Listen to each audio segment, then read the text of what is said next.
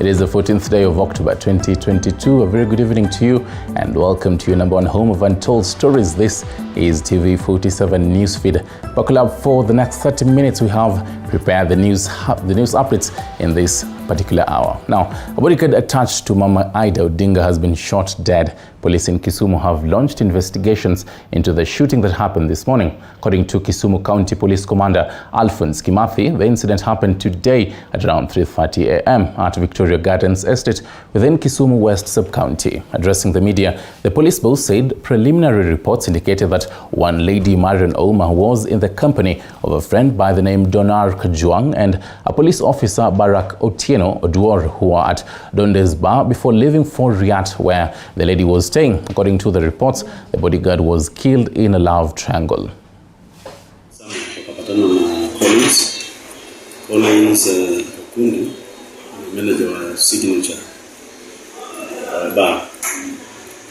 Wakati walipatana, some commotion ikaanza between Donald na Collins. In that commotion, your shooting iliyoka ambapo kwa Baraka Onyango alipigwa risasi fatally na Donald akaumizwa. Tumeanza investigations as to the reasons why kwani clutches gani walikuwa nazo ile bunduki ilitumika. Collins anaweza kuwa alikuwa na bunduki ambayo ni si halali ama ni ya Baraka. Mambo ya msichana we are not aware, but maybe it can form the reasons why Collins was not in good terms with Donald. And from that, Senior Inspector of Police at the Directorate of Criminal Investigations, John Gashomo, now says former DCI boss George Kinoti duped him into signing the affidavit linking Court of Appeal Judge Sankale Kantai to the murder of Top Cohen. The late Cohen's lawyer, Dunstan Omari, has strongly criticized Gashomo's latest remarks, saying it is a plan to clear the judge of all charges in the murder case. Omari was speaking at the Nyamira Law Courts in Nyamira County. Meanwhile, lawyer Philip Murgor has called for fresh investigations in the murder case of Cohen, saying his client Sarah Wairimu, who is Cohen's widow, may have been framed.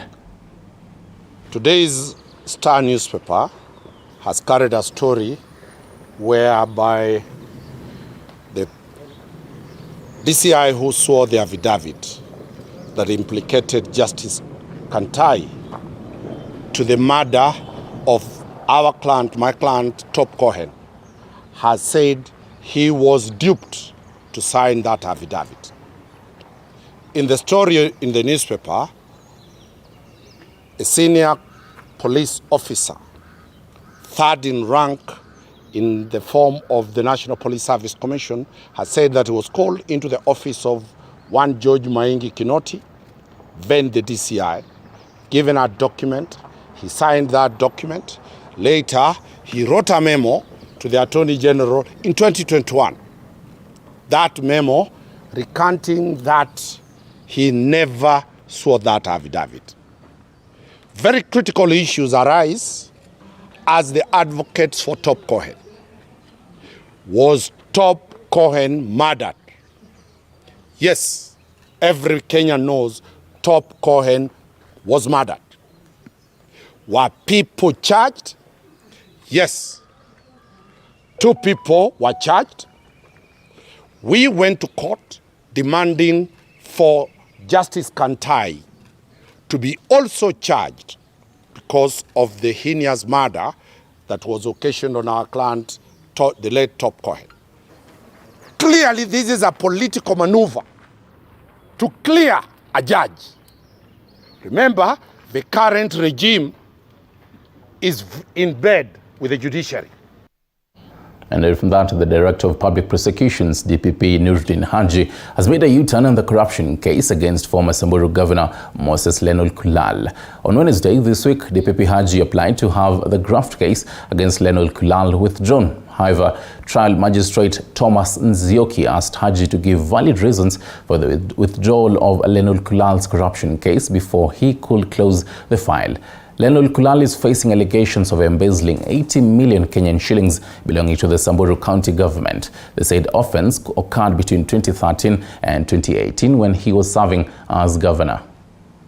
So the applicant, who is the Director of Public Prosecutions, it's an order by this court that the application to withdraw this particular case and charges against accused persons dated 13th October 2022 is hereby marked as withdrawn. Therefore, this matter shall then proceed for its further hearing on its merits on the dates earlier on fixed. That's the dates which we had earlier on fixed on the 15th of September. That is the 30th, 31st of January 2023, and again the other block of dates will be on 1st, 2nd and 3rd of February 2023. The Public Service Commissioner insists that applications for the Chief Administrative Secretary positions are still open. In a statement, the Commission CEO Simon Retich clarified that the advertisement for the positions had not been cancelled. The clarification followed a decision by the Employment and Labour Court to suspend the implementation of the process towards the establishment of the Office of Chief Administrative Secretary in the Public Service.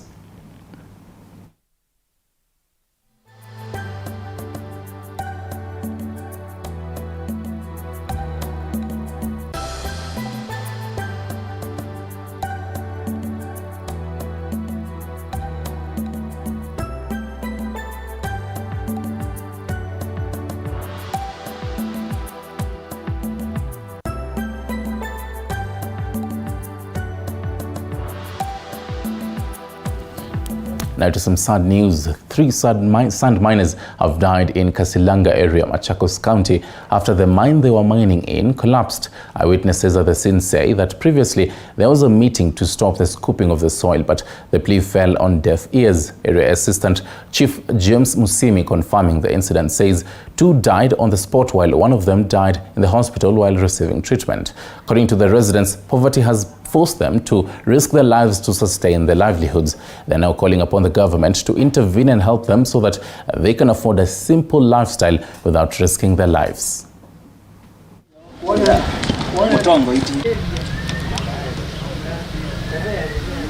Kwa majina ni Timothy Mumangi.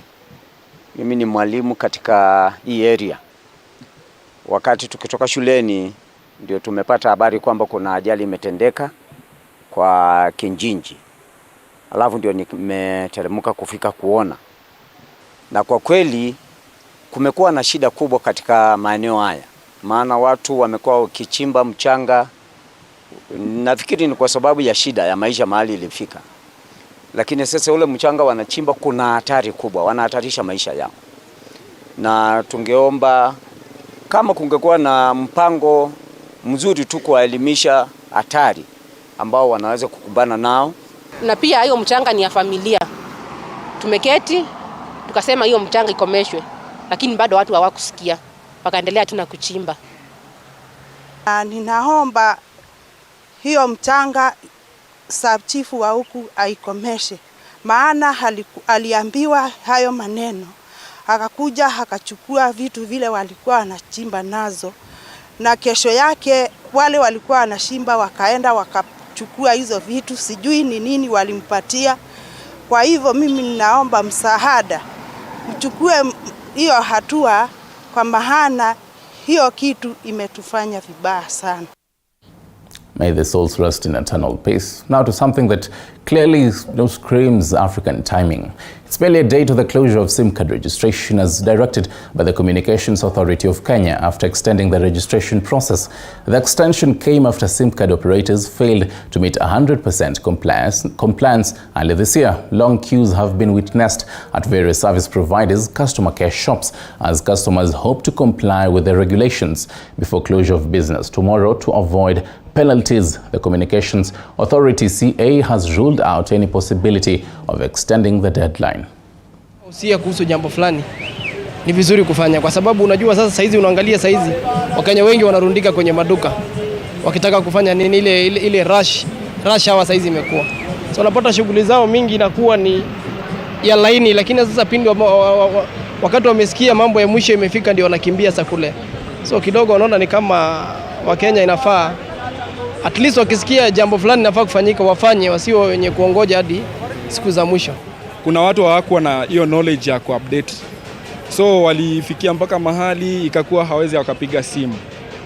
I think hapo ilikuwa na shida kidogo juu I happen to be in one of their offices, nikakuta mostly foreigners walikuwa pale wamejaa, walikuwa na hiyo shida ya kufungiwa line, you could not have communicated. I think pale kulikuwa na a bit hiyo ndo nishaiona kama ni challenge kidogo kwa watu. Give priority to your lines and yourself. Sasa ukiblokiwa, you cannot communicate with anybody. Well, you have a few hours to do all that particular, processing and registration of your SIM card. And to something else, family and friends of the late former lawmaker William Chepkut is currently attending a memorial service ahead of his burial on Tuesday next week. Friends and his family have eulogized him as a jovial and lively man who dedicated his life to serve people. Chepkut, who died last week, served as a member of parliament for Ainakpoi between 2017 and 2022 before losing in the August polls. Thank you very much. On the family of the late friend of Chepkut, well known as leadership. But Chepkut and I became very close friends. I once had the privilege and the opportunity to travel with him to Botswana, accompanying the president, the retired President Kenyatta. And we traveled with Honorable Chepkut and Honorable Misha before he became a politician. You can imagine how that was. I think they say laughter is the best medicine.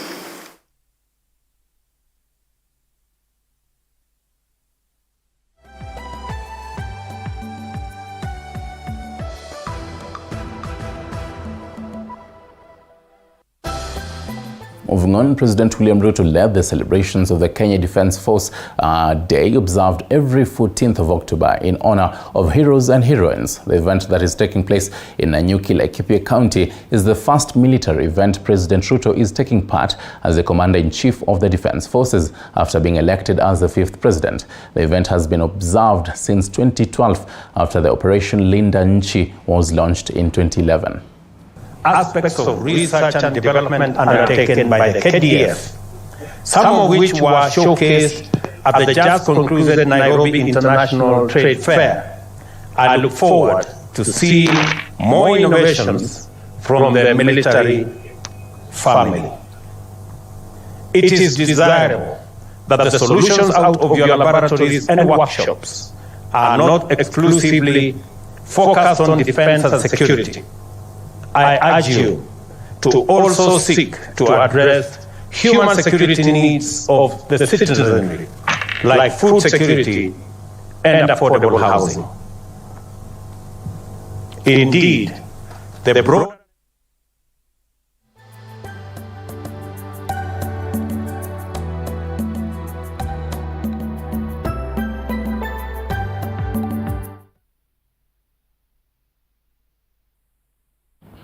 And some education matters. In the third and final induction process, the 49-member presidential working on CBC has presented a 6-month working plan that will aid them in ensuring a seamless implementation of the competency-based curriculum. CBC, a 58-page presentation, Daystar University Vice-Chancellor Professor Laban Ayiro, a member of the task force, has stated that for effective CBC reforms, the government should equip schools, primary and secondary, with laboratories as well as train more teachers. The induction process, which was held at the Center for Mathematics, Science and Technology Education in Nairobi, will begin an extensive public participation process next week. This is Deputy President Rigathi Gachagua, while officially opening the induction, called on Kenyans to actively participate in reforming the CBC. The working task force was appointed by the President William Ruto, and its main aim is to ensure there is seamless implementation of CBC.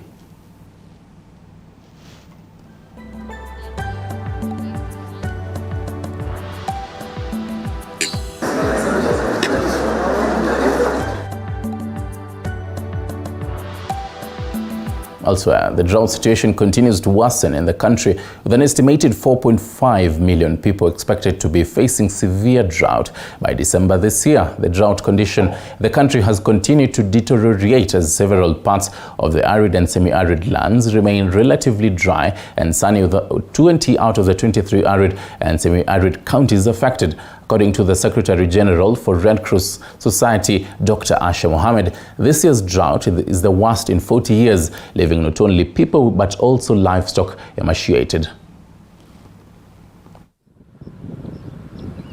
Tunarima organic, so tukachange na deye ikawa mbele, so sisi semi-arid sasa, hata saa ingine sisi tunakumbushwa tukondea sababu tunarima organic. Haja yetu hapa dea ni maji mazuri kama hayo ya Roromo, hiyo itatusaidia sana. Nikitumia fertilizer, na wakati nilikuwa na fertilizer, nikitumia fertilizer kupanda, nilikuwa natoa gunia kama 4 kwa ekari moja. Na tangu nisome kuhusu hii compost manure, silimi eka moja, ninalima kama nusu, na ninatoa mahindi ambao ni kiasi ambacho nilikuwa natoa kwa ekari moja. Kwa hivyo kutumia organic ninaona kama iko na manufaa zaidi kuliko kutumia fertilizer. The drought situation continues to worsen in the country, with an estimated 4.5 million people expected to be facing severe drought by December this year. The drought condition in the country has continued to deteriorate as several parts of the arid and semi-arid lands remain relatively dry and sunny, with 20 out of the 23 arid and semi-arid counties affected. According to the Secretary General for Red Cross Society, Dr. Asha Mohammed, this year's drought is the worst in 40 years, leaving not only people but also livestock emaciated.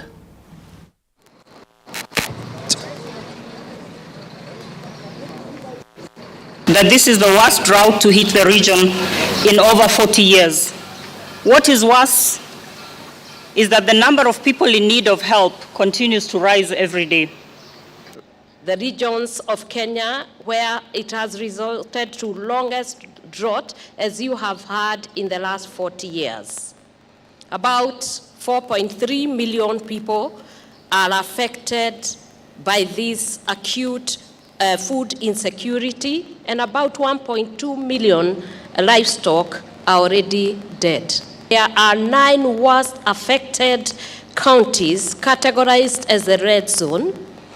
These are Laikipia, Isiolo, Mandela, Garissa, Turkana, Wajir, Nyeri, Samburu, Marsabit, and another 14 which are categorized as yellow zone, namely Kitui, Tana River, Tharaka Nithi, Makueni, Meru, Narok, Nyeri, Taita Taveta, Kwale, Kilifi, Baringo, Pokot, and Lamu.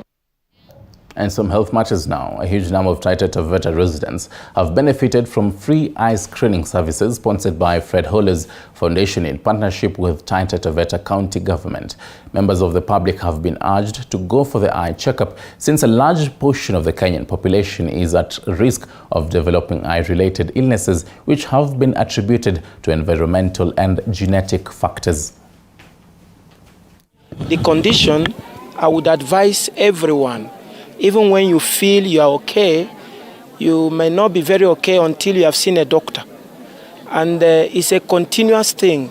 It should be a continuous routine for everyone, whether you are a driver, whether whichever kind of job you are doing. You use a lot of computers, you use a lot of your phone, you work under the sun. It's important that everyone should go and check himself or herself to ascertain this problem. Ningependa wananchi wajue kwamba tumekipea kipaumbele sana swala la macho, kwa sababu macho ni kama ndio nuru ya mwanadamu, na iwapo hii nuru itapotea, basi masuala mengine ya kiuchumi na ya kijamii yataathirika. Kwa hivyo tunawaita sana, tunahamasisha na Tungependa wananchi waweze kujitokeza wanaposikia kwamba tunaenda masehemu kwa sababu ya masuala haya macho, waweze kujitokeza, na wale ambao wako na wazee wao nyumbani wasione kama ni mzigo. Tuko hapa kuwasaidia.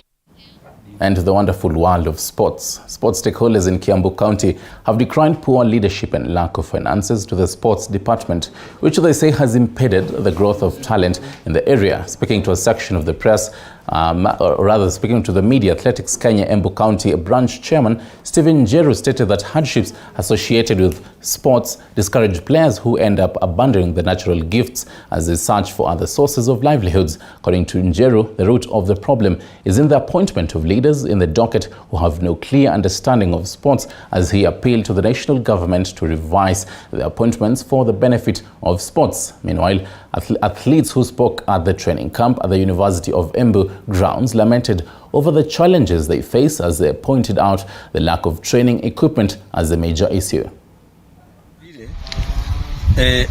Kwa sababu anajua shinda ambazo zilikuwa na sports and mostly athletics, kwa sababu football it was being funded lakini athletics haikuwa funded, and we have a problem by the way all over Kenya, because if you look at the volleyball team which is going to the World Championship, iko challenges, but you go to Harambee Stars ambayo inashindiwa hata na Uganda na Tanzania, they are given all the money. I don't know what means to them. Lengo letu haswa ni kuhakikisha ya kwamba sports diplomacy inaweza kuinuliwa hapa Kenya, ndiposa tuweze kuwa na wanaspoti ambao wako na motisha. Ukiangalia Kenya, it's very endowed na wanaspoti, lakini ile spoti inasaidia tu watu kidogo. Hivyo tunaamini ya kwamba tukiendelea kufanya mazoezi na tukiendelea kuperform at the national na international level, tutaweza kupata wanaspoti